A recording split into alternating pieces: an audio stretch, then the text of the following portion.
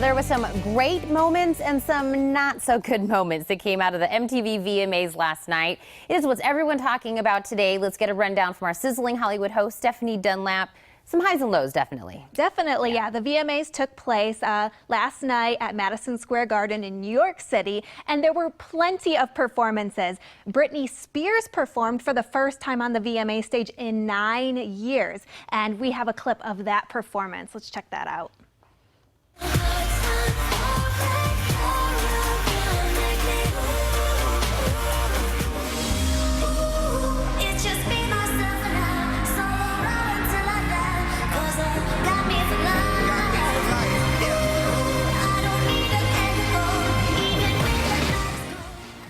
Now, on social media is getting mediocre reviews. Some people are slamming it. I would have to. I've actually seen Britney live, and I knew going there that it was going to be her lip singing. Yeah, you're just exactly. going there to see her dance and hear the music. Exactly. But I feel a little bit bad for her because she had the performance slot right before Beyonce. Yeah. And Beyonce killed it. I think we have that performance as well.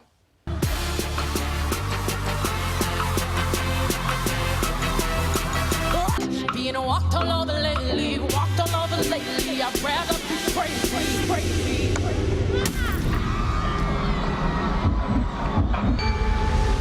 Here lies the body of the love of my life, whose heart I broke to betrayal, ashes to ashes. I mean, that just reminds me of a music video. It was Lemonade, but in real life is literally what it was. Her visual Lemonade worked out perfect. Yeah, exactly. So, I mean, you can't really compare Britney and Beyonce together as a comparison. They're just two different things. But overall, people were saying it was Beyonce and Rihanna's night. Rihanna performed 4 times. She opened the show and closed it, so she was fantastic as well.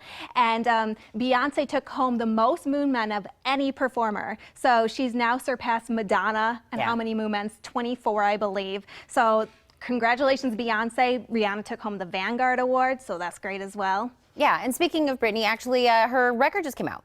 Britney Spears dropped a new record on Thursday. This is her 9th studio album. Her last one was in 2013 for Britney Jean, and she has 17 tracks on the deluxe version, 12 on the standard. And her favorite song is "Do You Want to Come Over?" because it's fun and it's her kid's favorite song, and she's now added it to her lineup in Vegas. And the song, the album title is called "Glory," and it's funny because during an interview, she was asked how she came up with that album title, and she actually came up with it from her son. Her son came up with the name Glory and said it was a glorious day when the album was finished. So that's how they came up with Glory, and I think that's great. And it's just been released. You can watch it on or listen to it on Spotify if you want to.